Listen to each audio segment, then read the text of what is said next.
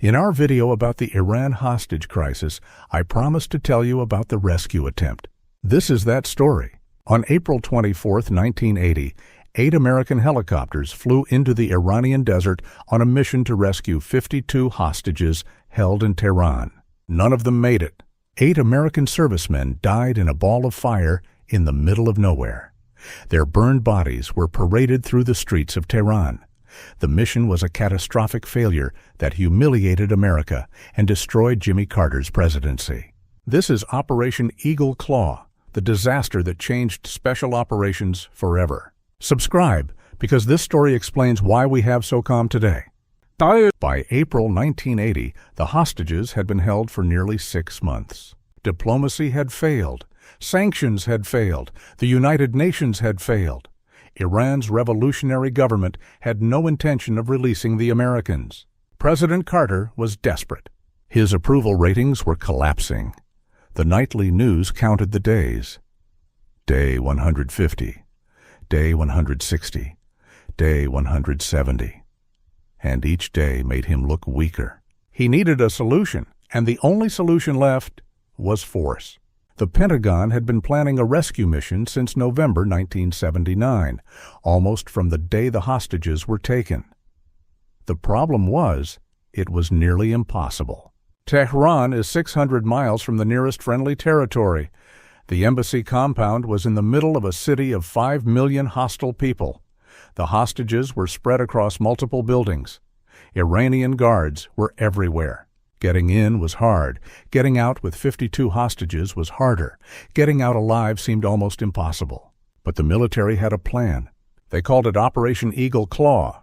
The plan was incredibly complex. Phase 1, 8 RH-53. D. Sea Stallion helicopters would launch from the aircraft carrier USS Nimitz in the Arabian Sea. They would fly 600 miles at night, under radar, to a remote spot in the Iranian desert called Desert 1. At the same time, 6 C-130 transport planes would fly from Egypt carrying fuel, equipment, and the rescue force. 132 Delta Force operators, rangers, and support personnel. The helicopters and planes would meet at Desert 1. The helicopters would refuel. The rescue force would board. Then they'd fly to a hiding spot outside Tehran. Phase 2. The next night, the team would drive into Tehran using trucks provided by CIA agents on the ground. They would storm the embassy, kill the guards, rescue the hostages, and call in the helicopters. Phase 3.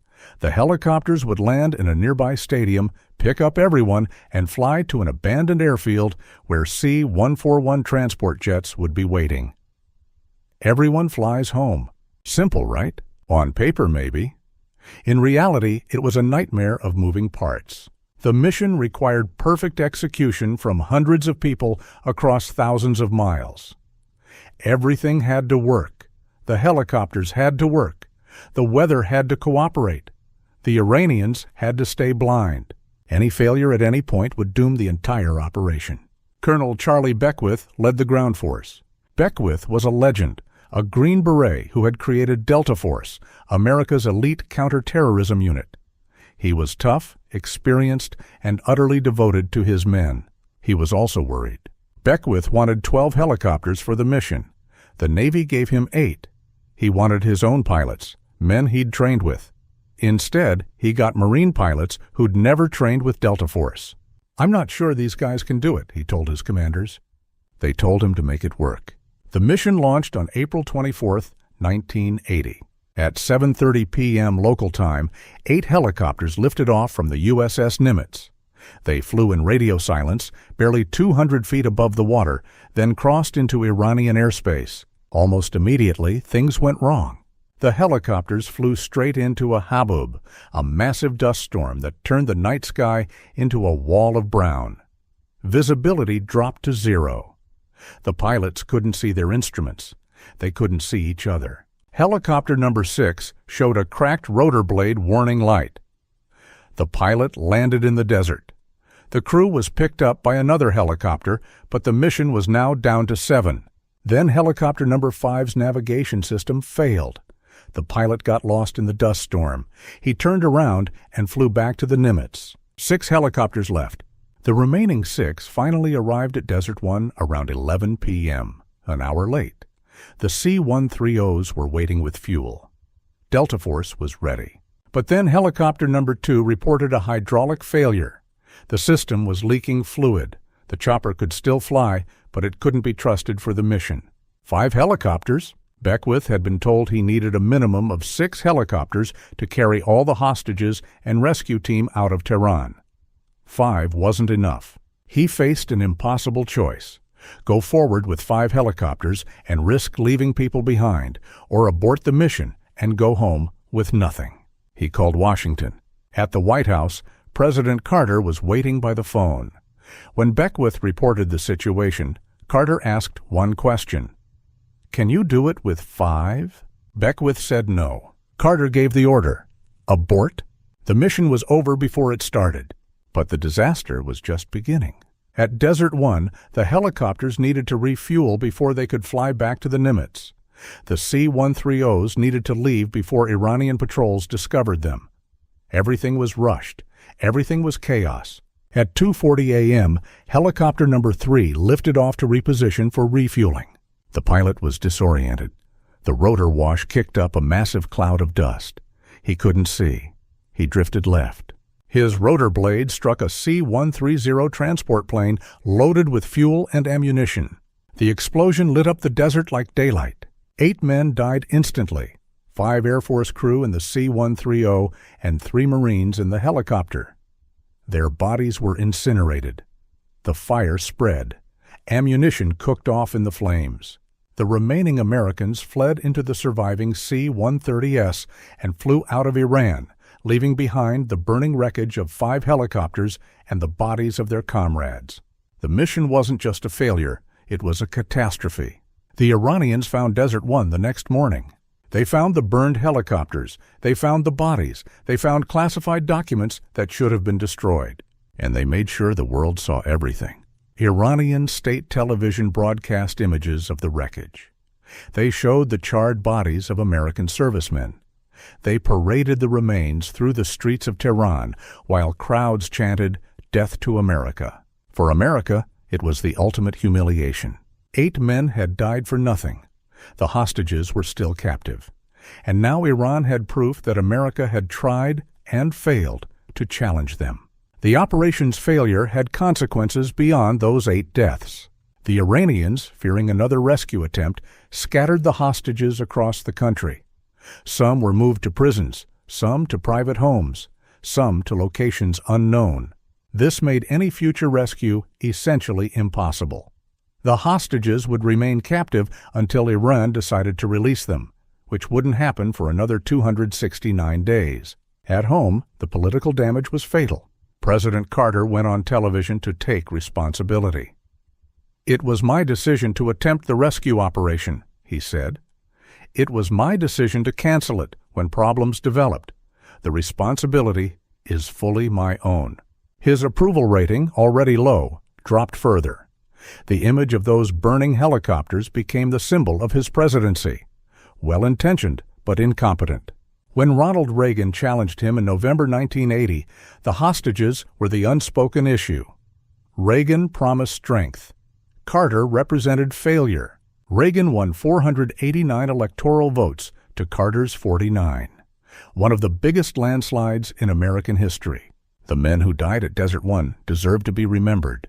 The 5 Air Force crew members aboard the burning C-130, Major Richard Baca, 33, from Long Beach, California. Major Harold Lewis, Jr., 35, from Mansfield, Connecticut. Technical Sergeant Joel Mayo, 34, from Harrisville, Michigan. Captain Lynn McIntosh, 33, from Valdosta, Georgia. Captain Charles McMillan, 28, from Corriton, Tennessee. The 3 Marines aboard helicopter number 3. Staff Sergeant Dewey Johnson, 31, from Dublin, Georgia. Sergeant John Harvey, 21, from Roanoke, Virginia. Corporal George Holmes, Jr., 22, from Pine Bluff, Arkansas. 8 Americans, 8 families destroyed, 8 sacrifices that achieved nothing. Comment if you think they deserve to be remembered. Why did Eagle Claw fail? The official investigation, the Holloway Commission, found multiple causes. The helicopters were unreliable. The RH-53D Sea Stallions had been pulled from minesweeping duty on the Nimitz. They weren't properly maintained for a desert mission. They weren't equipped with the right sand filters. The pilots weren't trained for this mission. The Marine pilots had never flown with Delta Force. They didn't know the ground team. They didn't practice together. The command structure was a disaster. The mission was run by a committee. The Army, Navy, Air Force, and Marines each controlled their own piece. No one was truly in charge. And the plan itself was too complicated. Too many moving parts. Too many things that could go wrong. And when things went wrong, there was no backup. The Holloway Commission made dozens of recommendations. But the biggest change was organizational. In 1987, the United States created Special Operations Command, SOCOM. For the first time, all Special Operations Forces were unified under a single command. Army Delta Force, Navy SEALs, Air Force Special Operators, all working together. 3 years later, the 161st Special Operations Aviation Regiment, the Night Stalkers, was created specifically to support special operations with helicopter pilots who trained for exactly these kinds of missions. Every successful special operation since, from the Panama invasion to the Bin Laden raid, traces back to the lessons learned at Desert One. 8 men died in the Iranian desert so that future missions would succeed. That doesn't make their deaths less tragic, but it does give them meaning. The hostages came home on January 20th, 1981, the exact moment Ronald Reagan was inaugurated. The Iranians held them until the last possible second, denying Carter even the satisfaction of seeing them freed. 444 days, 52 hostages, 8 rescuers dead. The Iran hostage crisis was over, but its echoes continue. The failure at Desert One taught Iran that America could be humiliated. The success at Abbottabad in 2011, when SEALs killed Osama bin Laden, showed that America had learned from that failure. The difference between those two missions is 3 decades of training, technology, and organization, all of it built on the ashes of Desert One. If you want to understand why Navy SEALs train so relentlessly, why helicopter pilots fly in total darkness, why special operations are rehearsed hundreds of times, the answer is Eagle Claw. We failed once. We swore never to fail again. The 8 men who died at Desert One didn't accomplish their mission, but their sacrifice created the Special Operations Force that has accomplished hundreds of missions since. That's their legacy. Next time you see a headline about Delta Force or SEAL Team 6, remember where it started. In a burning desert with 8 men who gave everything. Subscribe for more history behind today's military. Share this video so the 8 are never forgotten. And comment, should Carter have tried again? The men of Desert One deserve to be remembered. This video is for them.